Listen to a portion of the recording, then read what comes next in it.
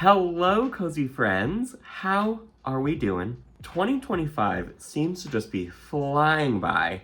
It is already somehow February, and with the Valentine spirit in the air, I thought it'd be fun today to go over 5 games you can play by yourself if you're single like a Pringle, or 5 games that you can play with somebody if you're partnered up or playing with a friend.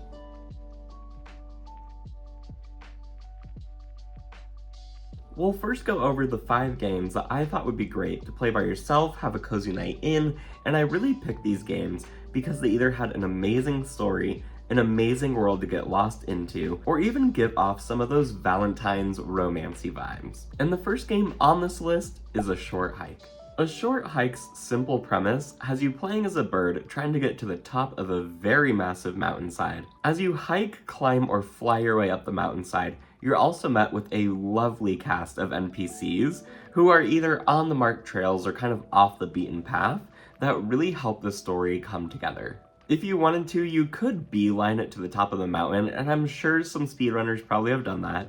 But where the real joy comes from this game is exploring every nook and cranny. Whether you're playing some games with some kids, you're finding seashells for another NPC, or even talking to the few NPCs that work on the mountain, this game really immerses you in its story and its surrounding in such an interesting way.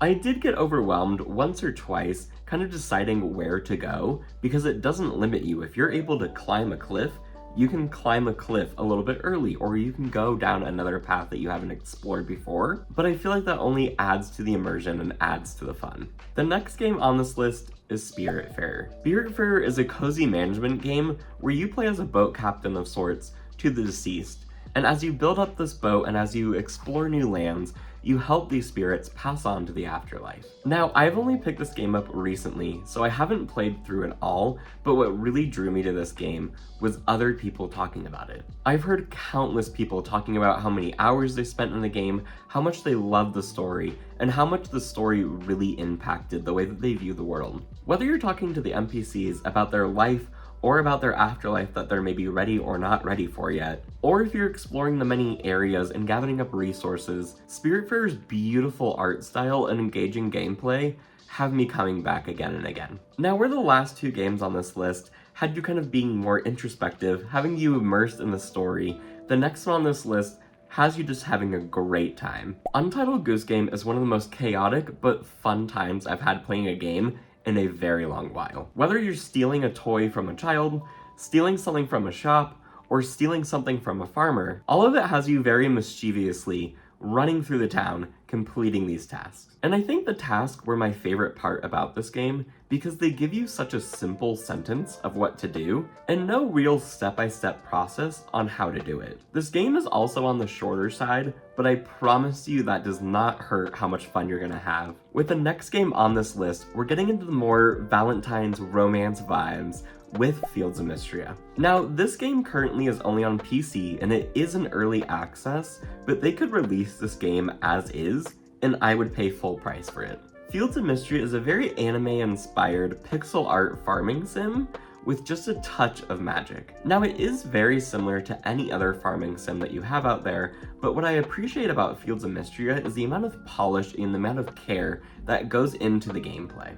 You can jump over fences and other obstacles with ease, or you can talk and romance one of the many attractive NPCs in this game, which is why I wanted to include it on this list. The writing of the NPCs in this game is next level. Whether you're walking through town and you overhear 2 people having a conversation, or whether you're learning something new about them that they referenced the other day, this feels like one of the most lived-in towns that I've experienced in a game, and I love just walking through the town every day to see what the NPCs are up to. Now, the last game for people looking for a cozy little solo playthrough is Dream Daddy, a dating sim. This is one that my stream picked last year during a subathon, and I was not expecting to like this game as much as I did. I've never been one to usually play dating sims or play visual novels, so if you're like me, this has been a great introduction and a fun introduction to that genre. This, of course, is a dating sim where you're a dad who's moved to a new neighborhood with their daughter, and there are plenty of dads around you looking to mingle, looking to chat, maybe looking for a little romance, and it is the most fun time. with very surprising mini-games that break up the more visual novel of this game, to the very funny and at times really emotional writing of this game. I have not stopped smiling throughout my entire playthrough. Alright, now that we've gone over 5 games that you can play for a cozy night in by yourself, let's go over 5 games that you can play with a friend or with a partner or with anyone else that you love to game with.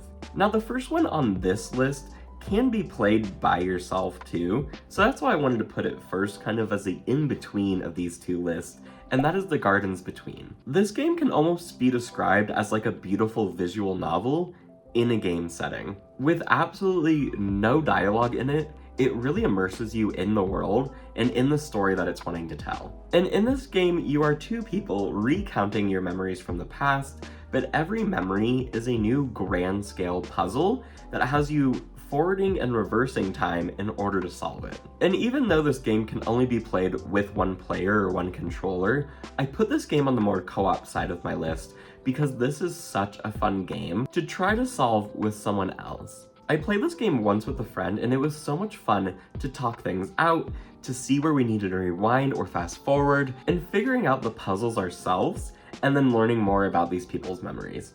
My next co-op game on this list is Palia, which is a free, yes free, cozy life sim MMO that has you falling out of a mysterious portal, falling into this world, and while you're trying to uncover the mysteries of this world, you get a farm, you get a craft, you get a fish, you get a hunt. It's really just all the vibes of cozy life sims, but in a multiplayer setting. And Palia really dives into that multiplayer setting by having bonuses and even exclusive content that you can get if you party up with someone or even just play with the random people that are on your server. Whether you and your partner are trying to catch a fish for this game's version of the community center, helping each other out with gardening and crop tending, or even running around the game's monthly Maji market, which is a great little event, this game is fantastic both to play by itself and even more fun to play with someone else. The next game on my list is one that is always on these lists, but for great reason, and it's It Takes Two. It Takes Two is quite literally built around playing with someone else, even letting you get a free version of the game to share with someone else if you bought it. So whether you're sitting next to someone on the couch or playing remotely, you both can experience this game in all of its glory. Now, the premise is a little heavy for a Valentine's Day cozy fun game, in that you play as Cody and May, 2 parents on the verge of a divorce with a child. This child gets so sad at the thought of her parents not being together that the seeming magic of her sadness brings her parents into these dolls, and they have to work together in order to try to figure out how to get back into their own bodies. Now, even with that more heavy or sad premise, this game is full of fun mini-games, fun dialogue, and really engaging stories that really want to keep you playing that next chapter or that next area. Since this game is also on almost every one of these co-op lists, I will also say I've played this multiple times with multiple friends or even the same friend again, and either changing up the characters or coming back to it when you have it in a minute is even more fun to see what you've missed, or try it again, or try it even quicker. The 4th game on my little co-op list is Good Job. And where Untitled Goose Game was my most chaotic pick for the single player games, this is definitely the most chaotic pick for the co-op games, and they kind of go hand in hand. Because you are 2 people who just started out at a new company, and you are given this very vague task, like set up a projector. But the way that you go about this task is where this game really shines. During you doing a certain task, this game grades you on how fast you do it, how well you do it, and how many things you break along the way. So trying to figure out how to do said task while also trying to not break anything, while also trying to avoid many obstacles throughout, is just such a chaotic and fun time together. And I feel like there's always one point in the level where you've been super careful, you haven't broken anything, but then that one thing goes wrong and everything starts breaking, so it's just a mad dash to try to figure it out as quick as possible, no matter what you're breaking, just to get the level over. And finally, the 5th game on our Valentine's Day cozy co-op games list is Overcooked.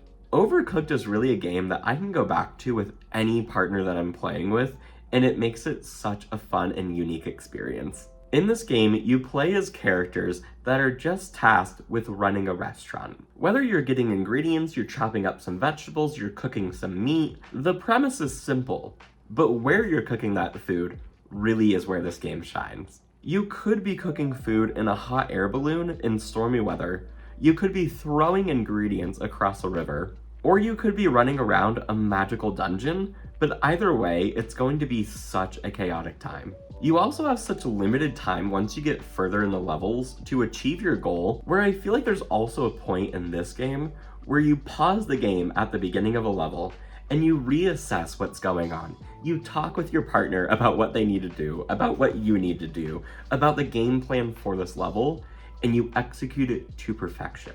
And I feel like this one, more than any other on this list, is one that's so easy to just pick up and play, whether you have 5 minutes or whether you have like an hour. Now, all these games are games that I've personally played and have really enjoyed, but I know that there are so many more out there, so definitely let me know all the ones that I missed down in the comments. And whether your Valentine's Day is filled with It Takes Two, some Dream Daddy dating sim, maybe a short little hike, I hope that you have a fantastic day, and I will talk to you all so soon.